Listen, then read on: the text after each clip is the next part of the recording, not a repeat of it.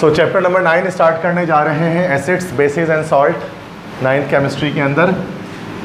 तो सबसे पहले इंट्रोडक्शन समझते हैं, एसिड बेस और सॉल्ट क्या होते हैं। एसिड हम लोग कहते हैं तेज़ाब, बेस होता है असास और सॉल्ट होता है नमक।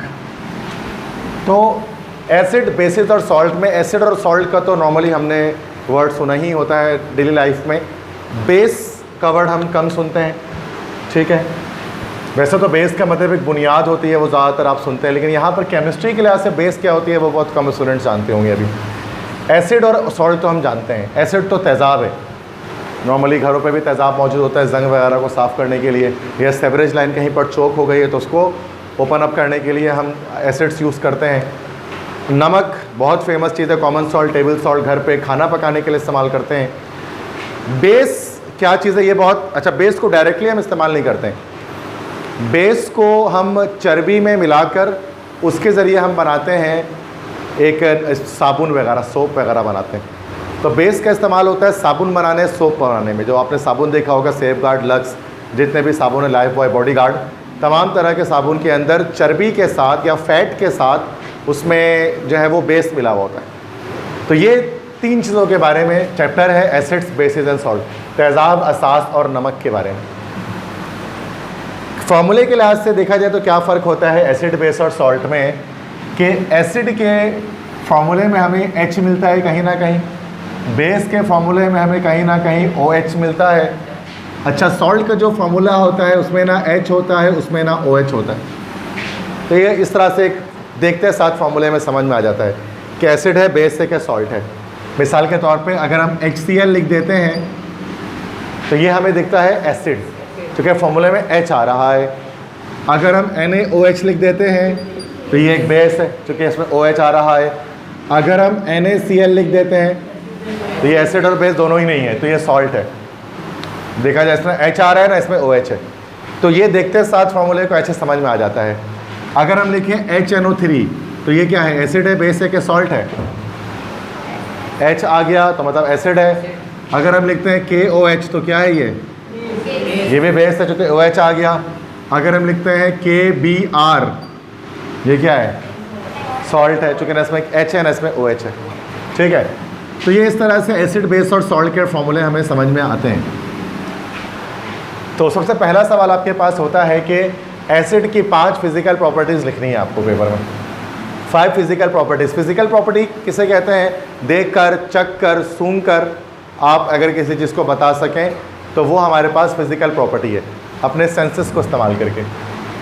जैसे आप जानते हैं ऐसे एसिड का टेस्ट कैसा होता है, तो एसिड है वह सॉर टेस्ट, सॉर टेस्ट होता है। सॉर के मतलब क्या हो गया, खट्टा, कि उनका खट्टा टेस्ट होता है। असल में एसिड जो है ना, एसिड का जो वर्ड आया है वो एसिडस से आया है।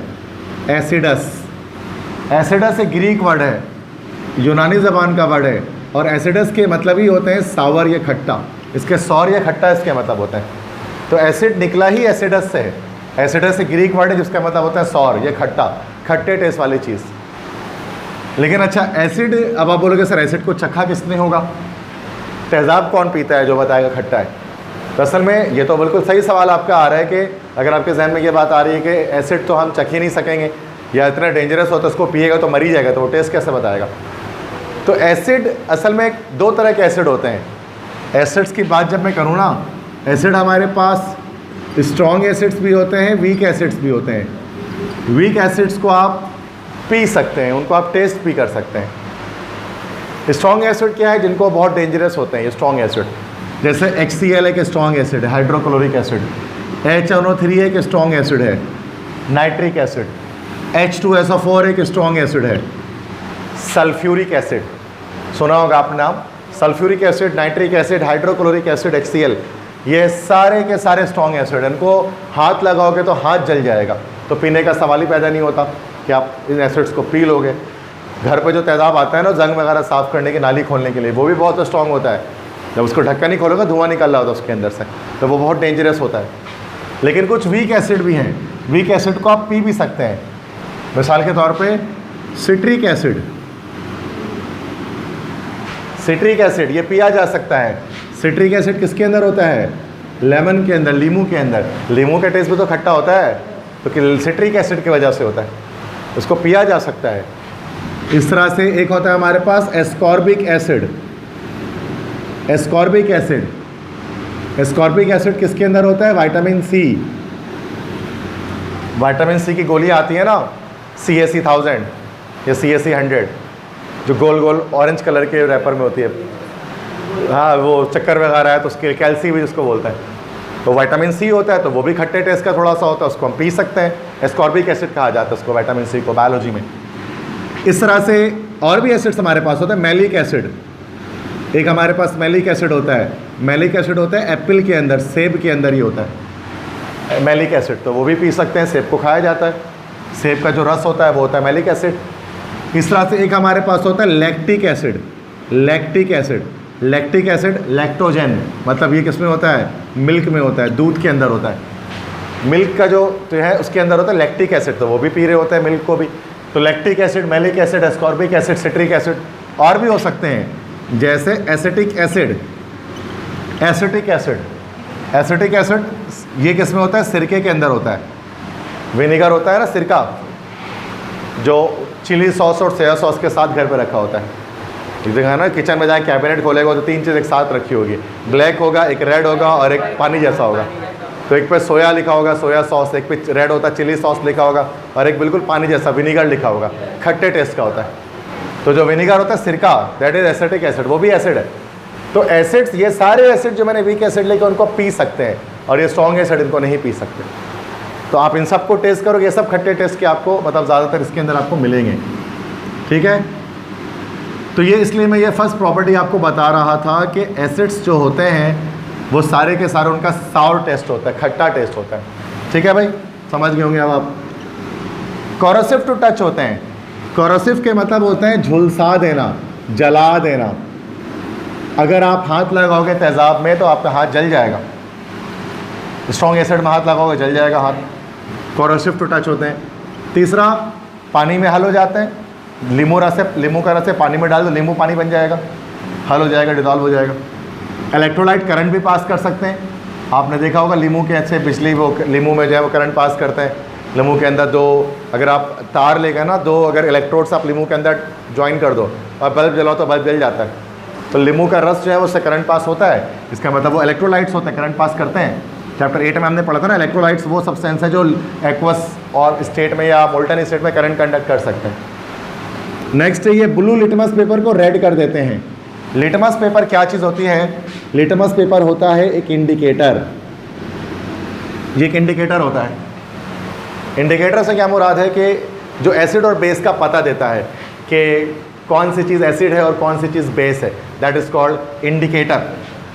इंडिकेटर के लिए बहुत सारी चीज़ें हम इस्तेमाल करते हैं केमिस्ट्री के अंदर। फिनॉल्फ्थलीन भी है, मिथाइल ऑरेंज भी है, यूनिवर्सल इंडिकेटर भी है, लिटमस पेपर भी है। 9th क्लास में आप लोग लिटमस पेपर और फिनॉल्फ्थलीन प्रैक्टिकल्स अगर करोगे तो इस्तेमाल करोगे उसको।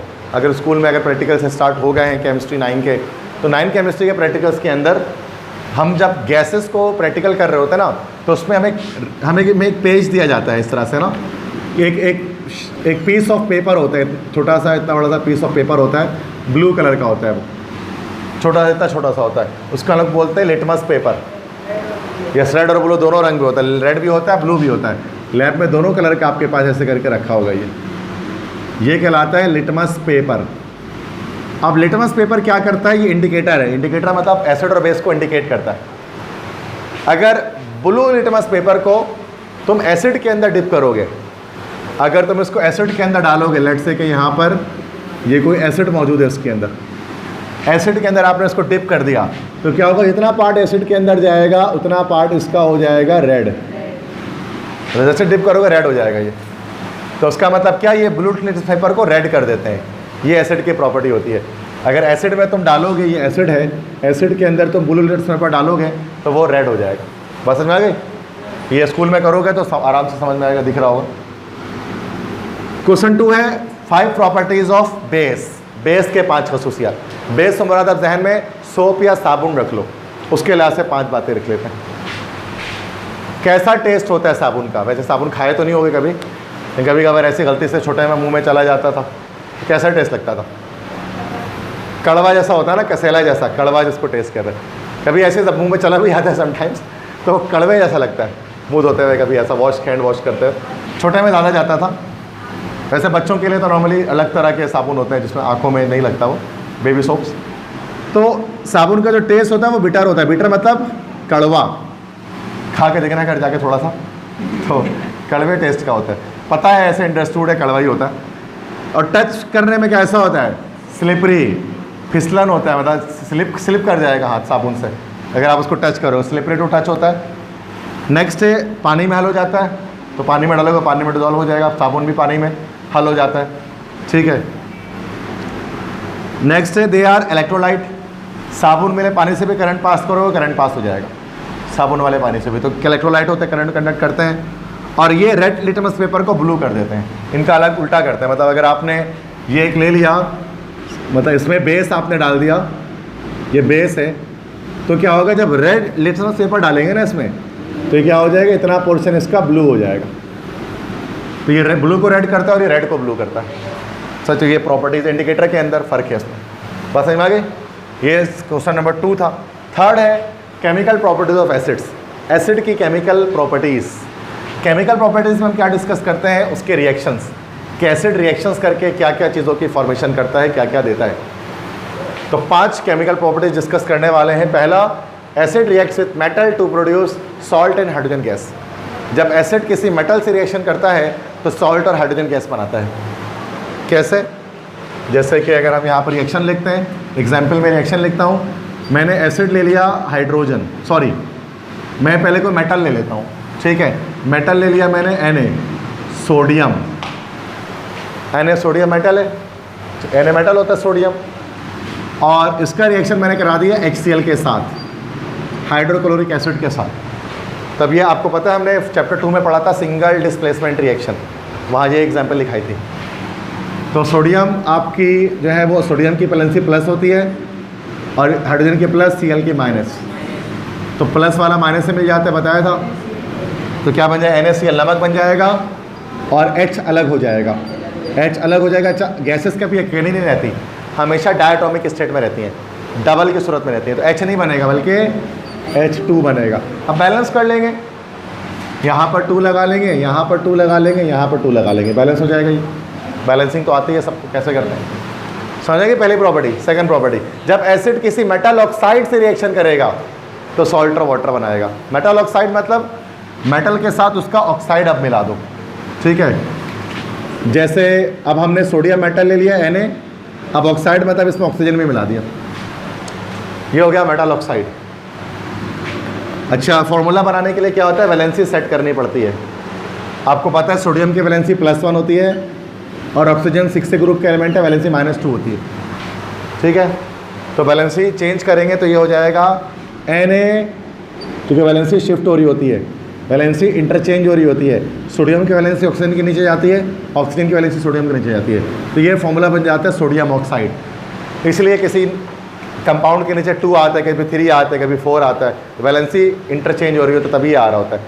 याद नहीं करना होता, रट्टा नहीं लगाना होता, हम खुद भी बना सकते हैं इस फॉर्मूले को। इसका रिएक्शन किसी एसिड से करा देते हैं, जैसे HCl से करा देते हैं। फिर सेम ऐसे ही sodium +1, oxygen -2, hydrogen +1, HCl -1, double displacement हो रही है। NaCl से मिलेगा और HO से मिलेगा। Na जब Cl से मिलेगा तो NaCl बनेगा सॉल्ट और बनेगा H2O वाटर, H, ठीक है। H और O से मिलेगा वाटर बन जाएगा, ठीक है। तो सॉल्ट और वाटर बना। जब मेटल ऑक्साइड से रिएक्शन हुआ, बैलेंस करना है तो बैलेंस कर लेंगे। सोडियम 2 सोडियम 1, 2 लगा के बैलेंस कर लिया, ठीक है।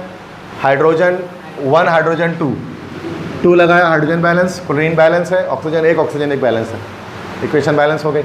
थर्ड प्रॉपर्टी क्या है, जब एसिड का मेटल हाइड्रोक्साइड से रिएक्शन किया जाएगा तो वो सॉल्ट और वाटर जनरेट करेगा, और इसी रिएक्शन को हम लोग कहते हैं न्यूट्रलाइजेशन।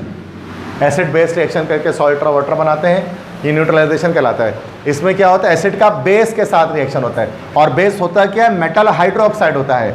हाइड्रोक्साइड किसे कहते हैं, OH को हाइड्रोक्साइड कहा जाता है, हाइड्रोक्साइड आई।